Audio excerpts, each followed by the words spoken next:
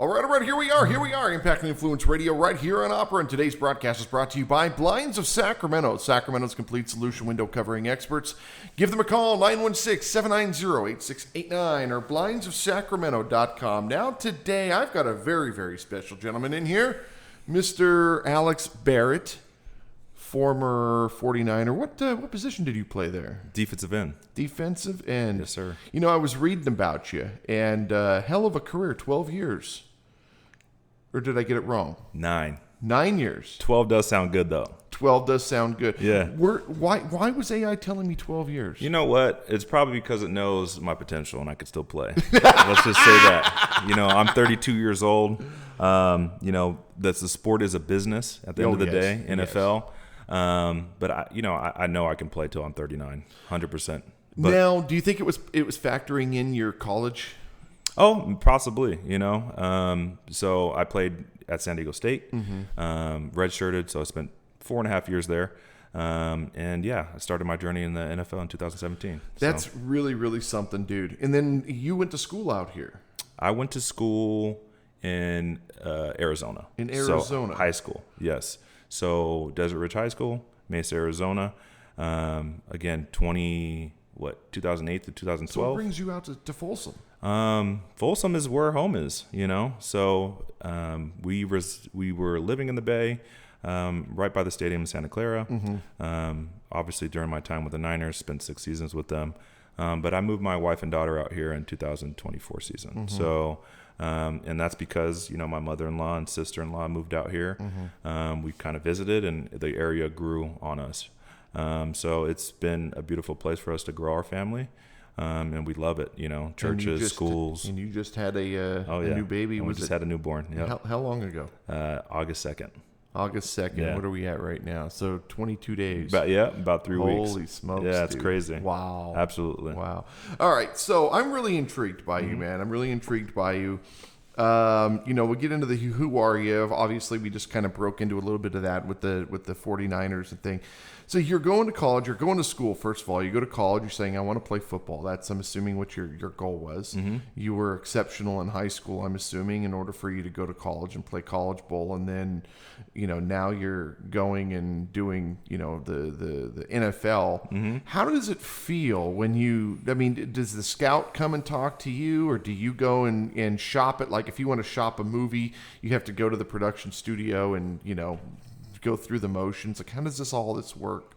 Yeah. So, well, a little background. So again, out of high school, I was a 2-star athlete. You know, I didn't really earn my 3rd star, and that plays a big factor. To me, that doesn't mean anything, but for schools on a recruiting level, they look at that. What helped me a lot is my team, you know, went to state in 2011, and we were contenders, you know, all my 4 years I was in high school. So that got me exposure. You know, we were winning, you know, colleges were coming to look at us, and that ultimately got me recruited, right? So I went to San Diego State, and I went in with a chip on my shoulder. You know, I had something to prove, and it just paid off. You know, I stayed the course, you know, listened to my coaches, followed my mentors, and just worked hard, right? And then when it comes to that pro level exposure, you kind of get recruited by an agency. So an agency represents you coming out of college, but really ultimately what it comes down to is your tape, you know, how you're performing on the field. So in college, it's evaluated, you know, ever since the first game you step on the field, you know, since my freshman year. You know, I was being watched by pros. You know, they have a whole recruiting department that focuses on, you know, collegiate athletes. And you know who's coming up, and you know who's going to be a prospect for us. So you know, during my time at San Diego State, you know, I was all conference, multiple years. You know, I just played good ball, and that was noticed. And a lot of that comes down to, you know, my coaches who helped me. Now, how does it feel when you? It's funny because I've been in the entertainment industry for a long time. And I've been professional for 30 years, and I've got on big stages and played with some really great bands and done the things. Yeah. I know what it feels like to get up on stage, but what was it like for you when you get out there and you see the people and you hear the cheering and it's like, holy crap, I made it. How did that feel for you? Honestly, it never hit me because you're trained to just block out that noise. You're so focused and fixed on one play at a time in the game that you don't even see the fans. Yeah. It's really like a blur.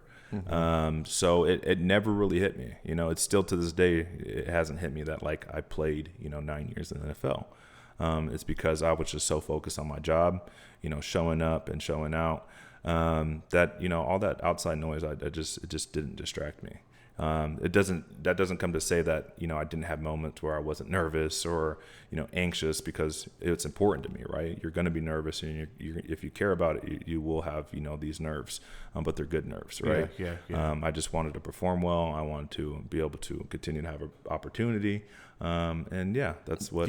Do you have things going through your head when you're playing? When I get on stage every Wednesday for our cocktails. It's a small event. You know, I've done the big stages and stuff, but I wear headphones now just to kind of block out the entire room, and I'm just in my own space. And I was talking with AI about it, and it said, what goes through your mind? And I said, don't screw it up. Yeah. That's basically it. I don't think about anything else. Yeah. So when it comes to performance, you kind of have to trust your instincts. You have to kind of rely on your training, right? You have to, the thousands of reps that you put in on the field and in practice, you kind of have to let that take over. So it's funny. I'm correlating music and football together here in the sense that it's almost like the same thing. It's just honestly the repetition. And it all is, right? Any profession, you have to practice it to be great at it. Yeah. So and you don't even think about it. You just go through the motions. Yes, you don't. You free flow. It's like a flow state that you're in, and that's when you perform your best. The moment you're in your head, you're out there. I don't want to mess up. I don't want to do this. You're running these situations and scenarios through your head. That's when you're set up for failure. It's so funny because I go into a big solo. I'm like, oh man, here we go. You ready? Yeah. Okay, let's do this. And I go, okay, don't fuck it up. You know. And then I get through it and I go, oh, that wasn't so bad. And I just shut everything else back off again. Exactly. It's a trust and confidence that's just built, through your training, right? And again, for your entertainment and your music and your, being solo out there, and you practice those reps. How many office hours have you put in the studio? Oh, you know what I mean? Dude. Tons. Yeah. Tons. Yeah. I did like between 2005 and 2006 or 2004 to 2006. I played something like between 400 and 500 shows. Yeah. In 2 years. Yeah. You know how many reps I've taken on the field? I know. Lots. Thousands, man. I was with the Niners long enough to where I was able to evaluate and coach myself the moment a play happened or that play ended. I know what I did wrong. I knew if I didn't step right or, my technique wasn't good. I knew I could fix it in my head correct and then go out there and apply it the next play. That's so how what would it take for you to get back out there and work with another team? I mean, is this where that free agent comes in? I mean, could you go back out there and play again? So I was released in May of 2025 by the Niners. Pretty much gave me, hey, you're an old guy. We kind of want to see the young guys. And then next thing you know, they're calling me right before training camp saying, hey, our young guys are injured. They're not. For me, internally, I'm like, okay, they're not taking care of themselves properly. They're not, the pros that I've kind of developed myself into and they kind of needed me, right? I just had to make a decision then to kind of step away from the game. I put a lot into it. Barrett Performance is part of that mission on, where I want to give back and put my energy. Because I did put a lot, I was obsessed with my craft because that's what kept me available and on the field. But really right now I'm, just leaning towards retirement, It's funny you say that because before Prince passed away, we were in talks about having me go on tour as a guitar player with Prince. That's awesome. I was never a fan of Prince. Yeah. I was never a fan of Prince. So when the phone rang, I was kind of like, I don't even know any of his music. Yeah. And I thought about it, and I was like, this could really, really be a big opportunity. But I had my radio show on 105.5. And, I had a set schedule. I had to be there. We had to record. We had shows across the nation. And I was like, I can't go on stage and play all these cities. If he wants me to come and play in Oakland or in San Jose or in LA or something like that, sure. Send me the music. And so we went back and forth, and it was probably like 2 or 3 months of going back and forth, and then he passed away. And I kind of feel like that was really my big moment, and I blew it. But the other side of it is like, it was such a learning experience that I was so... like my feet were firmly planted. Like I knew where I was and this is where I should be. I didn't want to go out there and quote unquote sell my soul in a sense. That's kind of what you've done is you're like, you know what? I'm doing me right now. Yeah, no, it's exactly what it came down to, man. It's kind of just letting God take the wheel, right? I put so much time and energy. He closes one door, many doors open, and that's kind of where I've kept my faith, right? Yeah, it's wonderful. It's wonderful, and it's not about chasing the stardom and stuff. It's all about purpose, dude. Yeah, it's all about purpose. It is all about purpose. Yeah. 100%. All right, so talk to me, Barrett Performance. What is this? Yeah, Barrett Performance is a training company. We offer personal training for athletes. We also do have an app which can help athletes identify their deficiencies through our capturing. And that's how we're going to service people online. So the goal is for me to get access to my training systems that have helped me stay in the NFL and compete at a high level for almost a decade, and deliver that to every athlete across the country. How much of that is mindset more than just pure stamina and muscle and strength? I mean, it's both, right? It is mindset and then, the body on the performance side.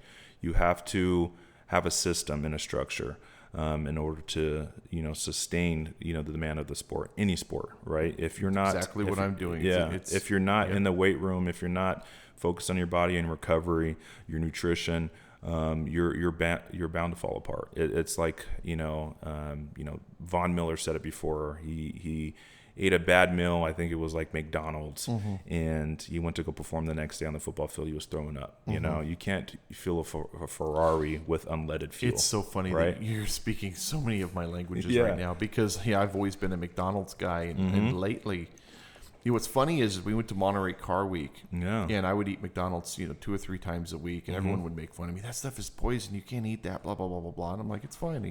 My body's working fine. Yeah. I go to Monterey Car Week, and we ate like kings. I mean, we ate real food, good food. Yeah. I haven't been able to eat fast food since. Yeah. I'm getting so sick on it. I can't eat it. Yeah.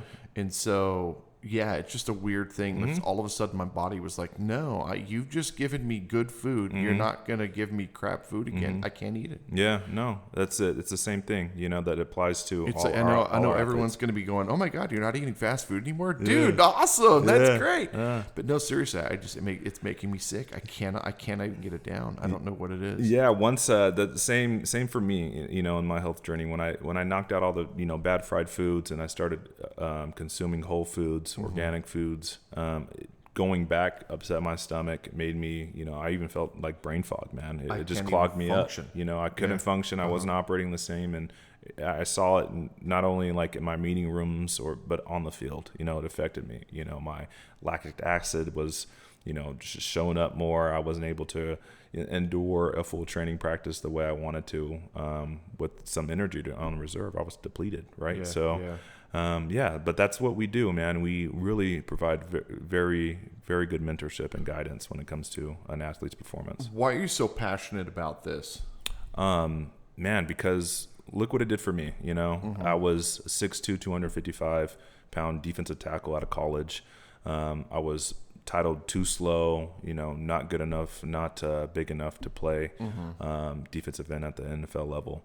And because of these systems, gratefully through my mentor, David Lawrence out of Detroit, Michigan, when I started as a rookie, he took me in and showed me the ropes. I've trained in it ever since. And it's, allowed me to go play, 8 more years after that, man. I even went to a minor league, but stayed on top of my stuff and came back out and showed back up in the NFL. I read something that, right before the Super Bowl, they moved you from the training, the training team to the field team, because you had put so much hard work in, and then you guys lost the Super Bowl. Yeah. And I was like, man. Yeah, so they bumped me up to the active roster. Most of my career is practice squad, and those that know it, it's not an easy grind, right? you have to be built different. And, and the reason why I was able to sustain that long is because of these systems that we talk about with our blueprint and Barrett Performance, right? So that was just, a reward to them. They know I put so much in. They took care of me, but unfortunately that Super Bowl didn't go out, the way we wanted to go. How did that feel? Going out there? Yeah. Because was that at Levi Stadium? No, it was, which one was we that? were in Las Vegas. Okay. So at the new Raiders. Yeah, at the new Raiders. It was a great feeling, man. At the end of the day, honestly, people always ask, oh, was it cool? Was it different? No, it was the same. It's just a game. It's another game. It has a bigger stamp on it. You get bigger paychecks, but at the end of the day, you still got to win, right? Yeah. So we weren't able to, succeed that day, and it fueled us for the next year, So I've been there, honestly, for both Super Bowls in 2019. One was the practice squad, and the other was the field active roster. Yeah, So, but I've seen so much, man. I've seen so much, and my passion lays on, if an athlete can get access to what I touched, and I only touched it because I was able to play in the NFL, and I had the opportunity to see. But it's that fire. It's that fire that I keep trying to explain to people, and the ones who get it, and the ones who don't don't. Yeah.